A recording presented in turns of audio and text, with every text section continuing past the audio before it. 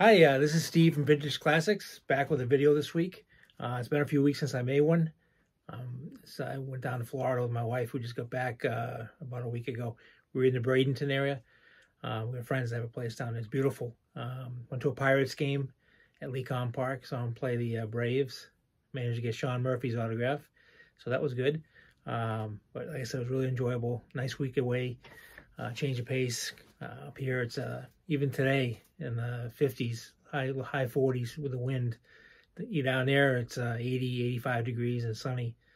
So it was tough to come back to Massachusetts, but like I said, we had a good time and managed to pick up a few cards that I'm going to show you today while I was down there.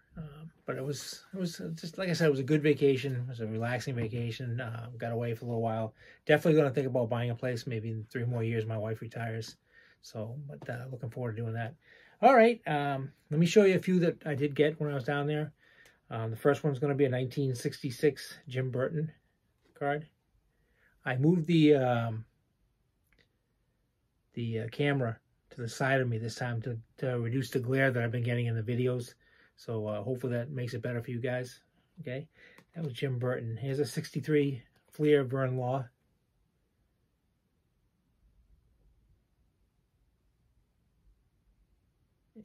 Still getting a little bit of that glare, but not quite as bad as it was before. All right, here's a 64 Roy Sievers.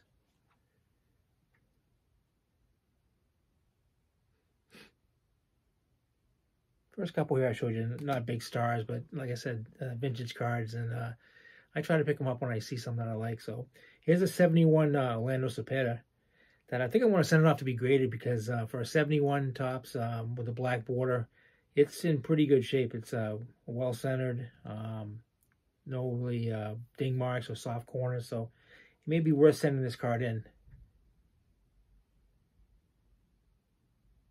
I don't know what you guys think. If you want to give me a comment or an opinion on what you think on it. It's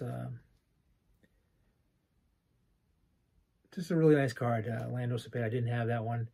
Not that I'm trying to complete the 71 set because I'm missing quite a few. But like I said, I just like the way it looked. Then we have a 1978 Hostess, Jim Palmer, Baltimore Orioles. Got quite a few of these Hostess cards. If you watch any of my videos, I think it's like my 28th or 29th video. A while back, I did one on Hostess cards. I showed a bunch of them. So yeah, I like collecting those. I have Kellogg's, different ones. This is a 2023. Let me make sure I get this right. It's a Panini Status Chronicles. Dustin Pedroia. Piece of his jersey. I liked Pedroia a lot when he played for the Red Sox. He was small, but very scrappy, good second baseman. There's been talk about him for the Hall of Fame, but even though I'm a huge Pedroia fan, I think he would have needed maybe a couple more years of building up some stats and stuff. I mean, he has World Series championship and Rookie of the Year and stuff like that, but I think he could have used a good maybe 2 or 3 years to get those numbers up a little higher. But you never know. I mean, we'll see what happens. All right, the next one is a 1972-73 hockey. Boston Bruins, Fred Stanfield. Taking the face-off there against the Rangers. Nice-looking card. Picked up quite a few hockey, in fact, as you're going to see here. Here's a 72-73 O-Pee-Chee, Carol Vadnais. You notice the trend, they're all Bruins. I mean, I collect, like I said, I collect vintage cards of all the different teams, but being a big Bruins fan, I tend to collect a lot of those. So, all right, here's the 72-73 Topps, Boston Bruins team.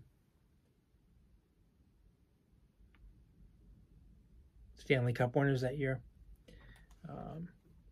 What a team that was. He had Orr and Esposito and Hodge and Cashman and Jerry Cheevers. Just a great team. Derek Sanderson. That year they won the Cup. They had a very impressive team overall. They won 54, lost 13, tied 11, finished with 119 points. So, like I said, a very good team. The next one is Gilles Gilbert, 73, 74. Gotta switch out the top loader. It's got the price on there. I was a big Joe Gilbert fan. War number 1 for the Bruins. Just passed away last year. Great guy. Never had the opportunity to meet him, but I know a lot of people that did, and they said I heard nothing but great things about him. But as a kid growing up, I used to love when he was in net. You had him and Cheevers splitting time for the Bruins. Joe Gilbert, just a good, solid goaltender. Next one is, this guy was crazy. I shouldn't say it that way, but the way he plays. That's 74-75 O-Pee-Chee. It's a Bobby Schmatz.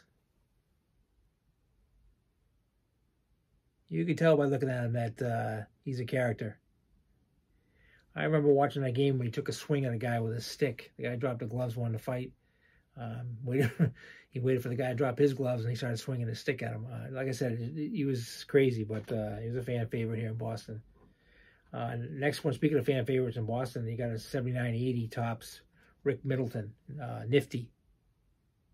Great player. Got him from the Rangers. He proved out to be a really solid player for the Bruins.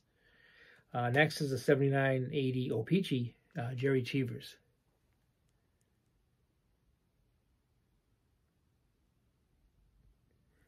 Cheesy, as they called him in those days, was a great money goaltender. If you had a game that you had to win, Cheevers was one of the goalies you'd want to have in there.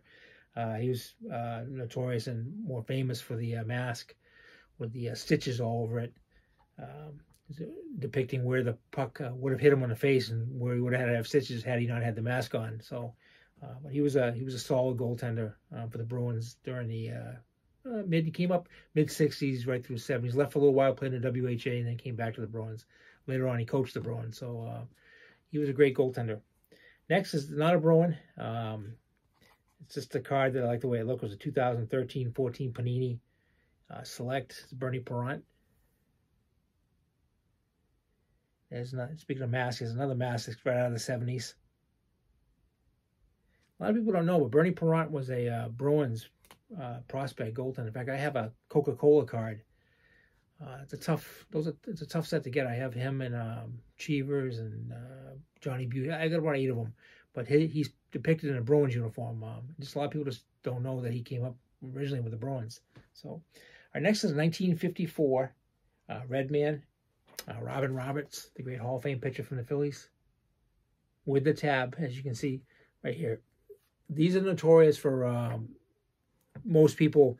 I shouldn't say most, but a lot of people would cut the tab off when they cut the card. So you could find them, and they still have good value, but they're more valuable and more unique if they have the tab still on there. As you can see, the tab is still on there at the bottom.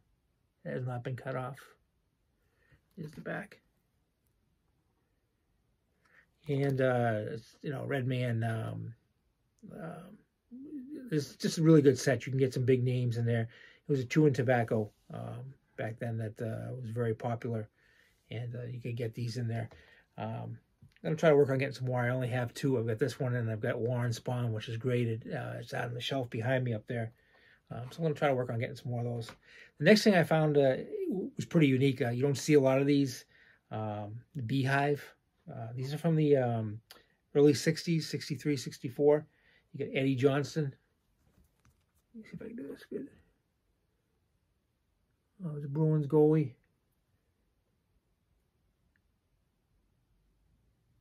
They're blank on the back, and they're made to look like they're framed. But like I said, they're a really nice collectible if you get a chance to pick some of these up. They come in their, I guess they're 3x5, I would say, size.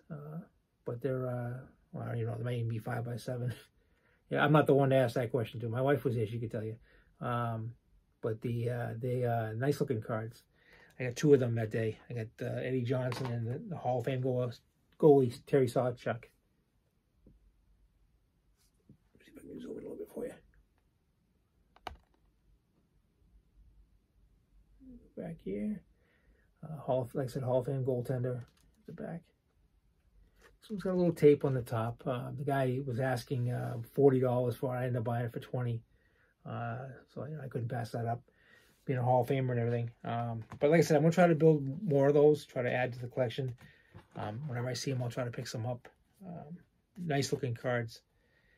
I hope everybody's been having a good, should we call it, almost spring? I guess it is spring now. Doesn't feel like it outside, but baseball season's starting, opening day. I mean, we already had the Soul Series with the Dodgers and the Padres, but most teams will swing into action this week on the 28th. My Red Sox open up in Seattle against the Mariners, so I'm looking forward to that game.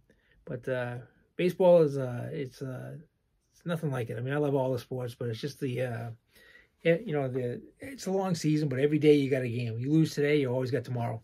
And I'm a diehard baseball fan, baseball historian. I love the history of the game. I study the players and the various teams and everything.